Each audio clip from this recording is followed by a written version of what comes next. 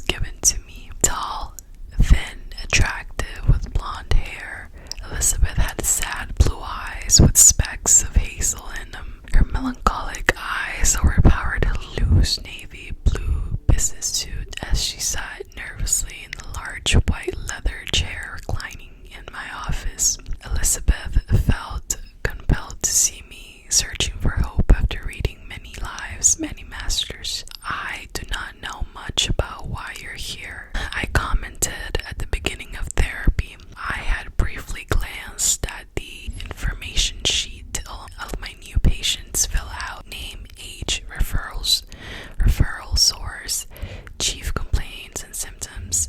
Elizabeth had listed grief, anxiety, and sleep disturbances as her major maladies. As she began to talk, I mentally added relationships to her list.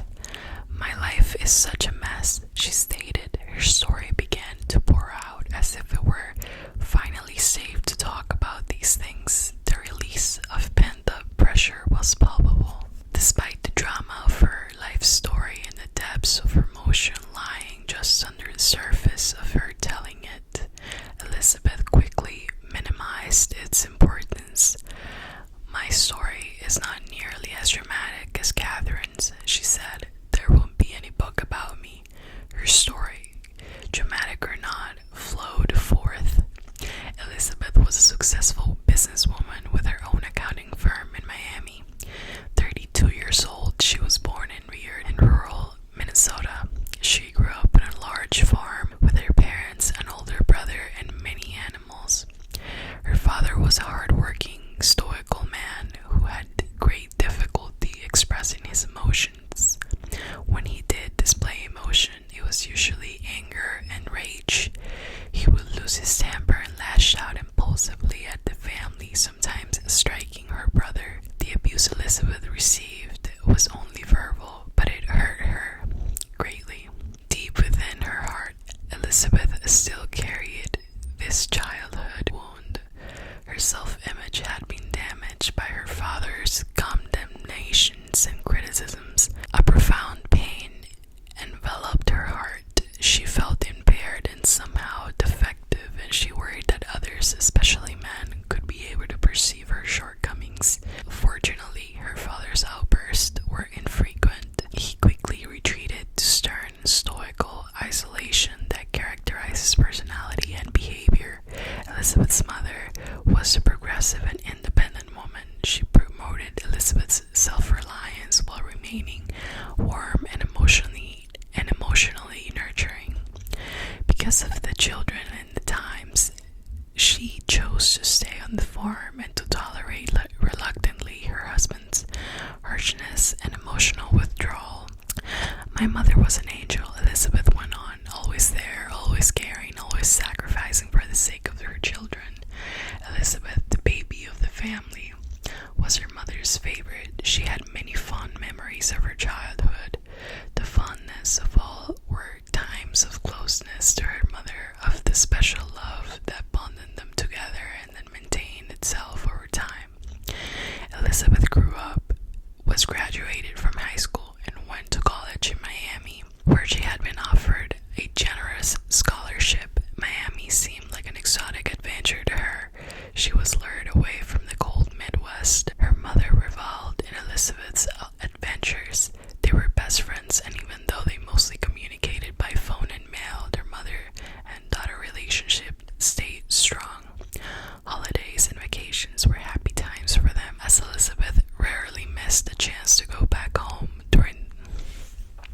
During some of those visits, Elizabeth's mother talked about retiring to South Florida to be near Elizabeth.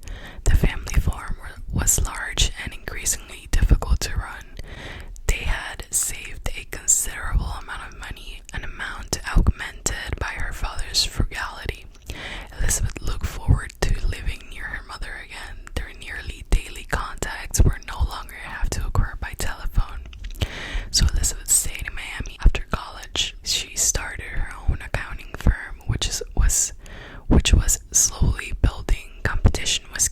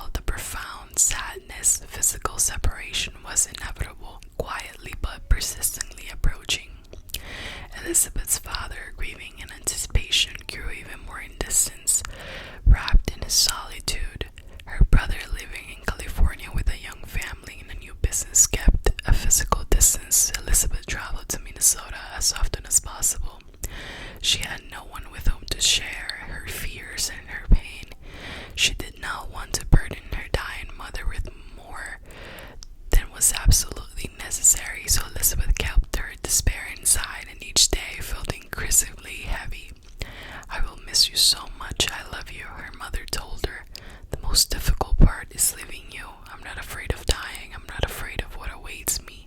I just don't want to leave you yet. As she grew weaker and weaker, her mother's resolve gradually diminished. Death would be a welcome relief from the debility and the pain. Her last day arrived. Elizabeth's mother was at the hospital, the small room crowded by family and visitors. Her breathing was erratic. The urine tubes showed no drainage. Her kidneys had ceased to function. She lapsed in and out of consciousness. At one point, Elizabeth found herself alone with her mother. At this point, her mother's eyes were widened. She became lucid again. I won't leave you, her mother said in a suddenly firm voice. I will always love you. These were the last words Elizabeth heard from her mother, who now lapsed into a coma. Her respirations became more erratic, with long stops and sudden gasps. Soon she was gone. Elizabeth felt the deep and gaping hole in her heart and in her life. She could actually feel physical aching in her chest.